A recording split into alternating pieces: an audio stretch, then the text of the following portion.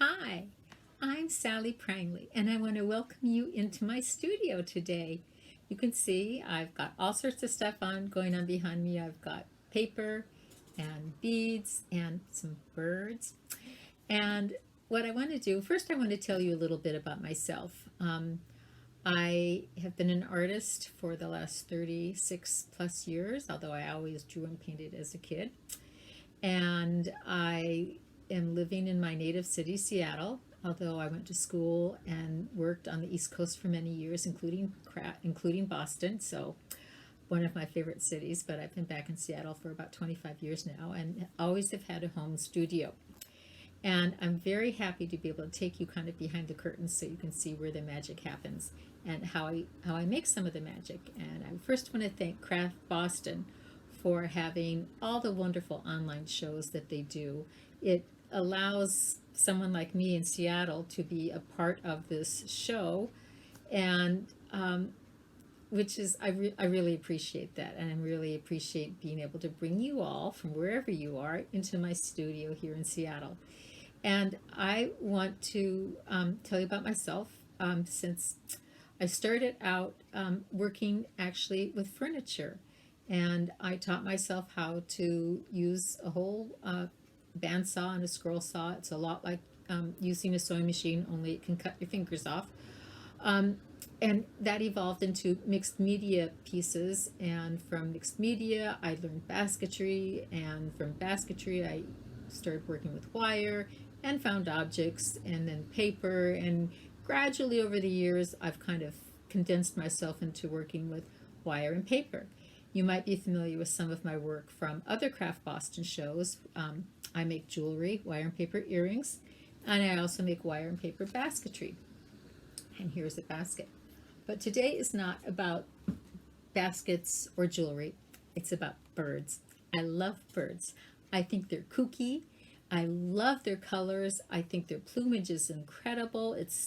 I couldn't come up with anything better than what they do. Just go on Google Images and put in birds with top knots, and wow, what you can see. Although I will say that Dr. Seuss makes a great bird. But anyway, so today I'm going to be talking with you and showing you how I make birds. But actually, I'm going to first show you a bird that's not in the Craft Boston show. It's a wire bird, and I have made hundreds of these wire birds. Each one is different. Each one has a name. It is a lot of scrunched wire for the torso of the body, and then I create wire outlines that I sew on with a very fine gauge wire, reinforced papers to give the bird its wings and its beak, and its top knot is usually found objects. In this case, it's a vintage earring and a pretty little heart. But I have literally made hundreds of these birds. And so when I learned of the Animal Attractions show, I thought, oh, I can do birds, but I want to do a different bird because it's kind of like climbing a mountain. I've climbed that mountain. I want to climb a new mountain. So I thought, okay, I want to make a different kind of bird, one that is not completely out of a figment of my imagination, but one that's based on a little bit of reality. And again, thank you, Google Images, because I thought I'm going to start with a real bird and then I'm going to riff off of it. And I will have a lot of the properties of the bird, but then I may change the color scheme a little bit, or I might elaborate certain features of the bird to make it just my artistic license with a bird, but it would be my homage to a bird. And in fact, I will show you a few of the birds that are in the Craft Boston show. Here is a crow, and it is about life size, a little bit smaller, and it has already found a shiny piece of jewelry to run off with. It's because I've worked with found objects over the years that I have a quickly depleting supply of found objects, jewelry in this case, and this is rhinestone, a lot of rhinestone-based jewelry that I just use for whatever my purposes are. And fortunately for the crow, it didn't have to travel too far to find a piece that it wanted to come and have in its mouth there. Here's another bird. This is a guinea hen, and this one was really fun to make.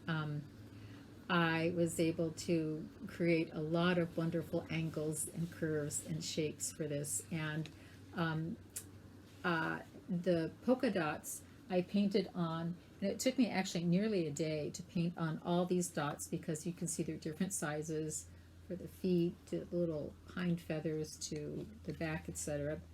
And who doesn't love, I mean, polka dots are one of my favorite things. And so I just kind of thought a bird with polka dots needed to have a little party hat. So this guinea hen has a little party hat. And what I'm going to show you today is how I make one of these birds. And I chose a dove because with all the anguish in the world, and certainly with what's going on in Ukraine, the word peace really is quite prominent in my head. And I thought, let's make a bird of peace. So I'm going to make a dove for you. I'm going to show you a dove in different stages. And surprisingly, all of these birds start out flat. I worked with recycled packing materials. As I said, I'm in Seattle, which is Amazon country, and I do order a lot of things for my studio off of Amazon, a lot of supplies. And so I save all my old mailers, and I found that they are the great material for me to create the armature, the inner skeleton of my birds here. And so I start off by taking an old piece, then because most of these have little bubble wrap feature to them, what it does is it adds a density that I really like, but it's still light. And so I just kind of start doing this and creating girth, so to speak, that I like until it kind of starts feeling like the size and the possible shape, future shape of the bird that I'm going to make. And so twisting and bending, etc. And I tack the preliminary shapes in place with masking tape. And so this clearly needs a lot of refinement, but for this purpose, you can kind of see that I look at this and I think, yep, I see a dove here. I'm going to have to work on the head a lot and work on the feathers and the tail feathers, and etc. But it's got me thinking for the shape and the angle for the neck or the wings, whatever it's going to be. The other part that goes into making the armature are the feet. And in this case, what I do is I create a little unit here, and it is the feet with a little platform, a little kind of palm, like the palm of the hand, little curved platform that the body will not only rest on, but it will have parts that protrude into here so that, you know, it's really attached quite firmly. And I also tape and tape it on quite a bit. So this I make with a 16 gauge wire. I buy my wire in 5 and 10 pound spools from the CBC Wire Corporation in Paramus, New Jersey. Thank you, Frankie. And 16 gauge is a pretty heavy duty wire. And to make this part, it took about 3 feet of wire. And I bend it to make the platform, the little cup holder part, and then down for the legs and for the individual toes. If I don't know that they're called toes for a bird, but I'll call them toes here. And I add a lot more other wire parts to thicken up the little leggies, and the wire will go up more than what I have here, and that's what will anchor it into the bird armature and be ready for priming. And just like an artist who paints, I also prime my canvases. I don't use gesso like a painter might. I use white printer paper. And here's a bird that is in the midst of being primed. As you can see, it's quite a transformation from this to this. But this is really where and how it starts. But to get to here, you can see I do a lot more elaborate cutting and shaping, and I will build out the chest so it's arched and round.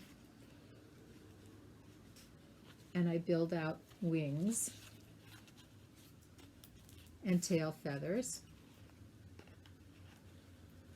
So it's the full shape that I want it to be. And here's the beak. And then I need to prime it because I work with a lot of papers that are translucent or have different textures. I need to create a neutral surface for it all to go onto.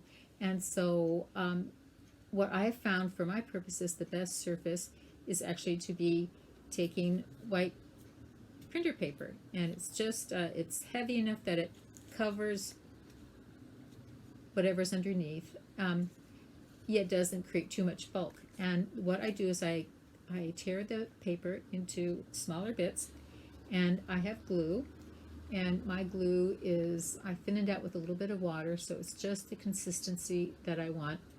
And then I work with a paintbrush. And what I do is I dip my paintbrush into the glue, and let's see, let's do it right over here. And I start painting on the glue over the surface there. And then my brush, because it's got a little glue on it, just picks it up almost like a magnet, and I paint the paper on. And I do this, as you can see, over every surface of the bird's body. There we go.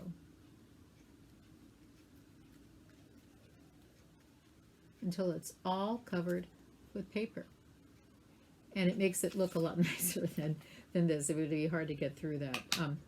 So once this is all covered, what I often do is I will then sand it down a little bit just to take off some of the rough edges, because some bits of paper may be up, there may be little blobs of glue, but I will sand it down so it's a nice smooth surface. This I haven't sanded yet, so you can really see how the paper is all over it, and there are little bumps and grooves, etc. So that takes care of that. And once that is all done, it's ready to have its decorative paper and detail work done. And so here is a bird at that stage.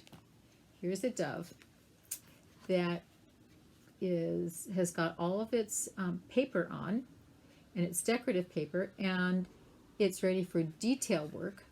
You can see this is white on white, but you can see that what I've done here is I've cut out white swirls and things, and I've been painting them on with my glue. But I'll show you a little bit of color here. Here is the little foot, and it needs to have its primer covered. And so in this case, I use two different colors to get the exact shade that I want. So I use a pink and I use an orange. And I will, in this case, put the orange on first, and then I will cover it with pink. And it would look entirely different if I put the pink on first and then covered it with orange. It's just the properties of the tissue paper that the dominant color is on top. And so to do that, I take maybe a little bit smaller brush, and I will dip it in the glue, and I will paint the glue on the bottom there. Let's get a little more glue glopped on there. And I tear the tissue paper into smaller bits. So here you can see, here's a small bit, just picks up with my brush, and I paint it on. The nice thing about tissue paper, because it is so light, it will hug corners and go around curves really well. And so I will cover it with that. Let's get one more piece on here. Do it right there. Get a little piece there. So I will put on 1 or 2 layers of the orange until it feels orange enough to me. And then I will layer on top a pink. Let's see, I want just one piece here right now. And so let's layer a pink on. You can see I am just painting it around the curves. And it hugs the curves. And that's how I get my paper on. And that's how I get the color I want. I do the same thing for the beak. And for the detail work now, In this case, what I've done is I've used an unru paper, which is a white paper that's got a lot of kind of raggy texture to it, which is the basic paper, but I wanted to have it fancied up a little bit. So I cut out of white paper curlicues and kind of flowing little shapes. And so I'm attaching those on because I still wanted this to be white because it's a dove and I didn't want to take it too far afield. So is the white on white detail. And so what I will do is I will paint on some more glue. Let's see, let's do it right here. I can see it needs a little bit. So I'll paint on the glue, and then I will pick up a white curlicue, and then I will attach it, and I will paint it on. And I do that until I feel it's got enough curlicues. You can see some over on the eyes, and the back.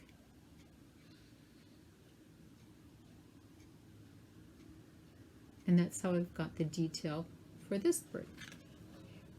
The birds all come, the doves all come with a olive branch for peace. And so to make the olive branch, what I do is I take a different kind of wire. It's still a dark annealed steel. This is 23 gauge, so it is much finer and easier for me to manipulate with my hands or with pliers into the smaller, precise shapes that I want. So in this case, I made up the olive branch, and to fill this part in, I've got to have a surface. And the way I create a surface for myself is I can't just use plain old white paper like this, because once it gets wet with glue, it just kind of relaxes and it's not a firm surface for me. So to create my firm surface, I found that matte board is just perfect for me. It is solid, which is what I want. It is about a 1/16 of an inch thick, so it will hold its shape, but it's still thin enough that I can cut it easily. And so what I will do is I will outline the shape that I want to have in it. So in this case, it's one of the, I would do it for all the leaves, but let's see if I can do this backwards here. So I will outline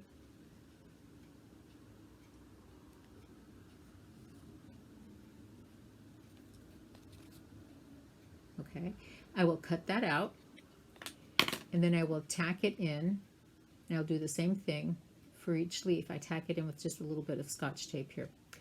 And what I will then do is I will prime it. And in this case, I actually primed it with masking tape. I tore off enough masking tape and set it and centered it, and I folded it over onto the back. And what that does is it covers the wire.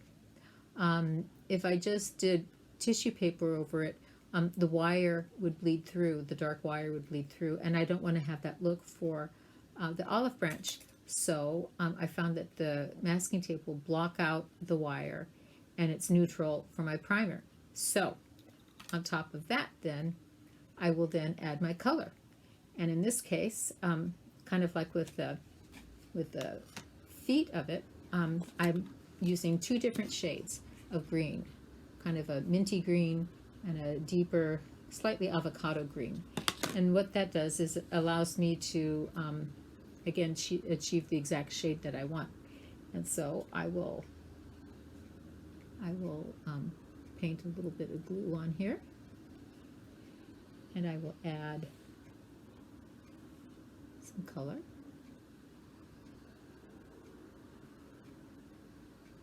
And the tissue paper folds and laps around, will hug the shape just that I want. And I will put several layers of the green on. As you can see, it's very light.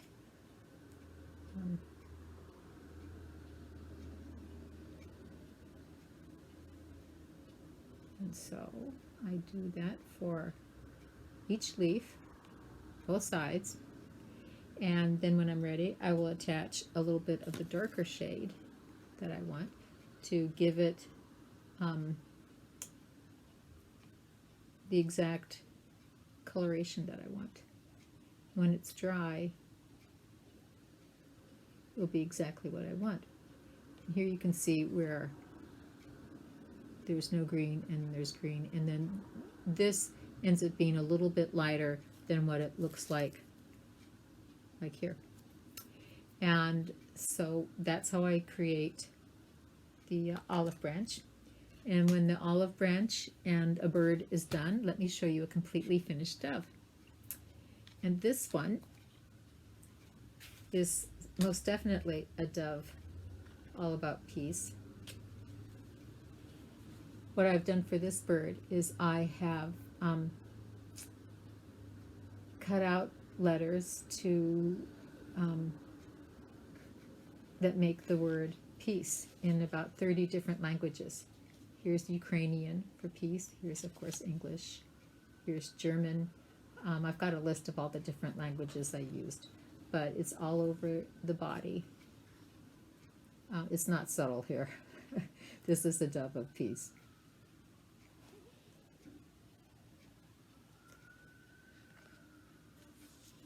And you can see that the decorative paper I used here has flecks of gold and silver in it. You can see the little bits of gold and silver in it. And it's a very delicate looking paper for what is a very delicate concept these days, which is peace.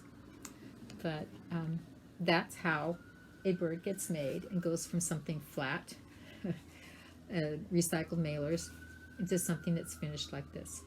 So thank you for joining me in my studio today and getting a peek behind the curtain.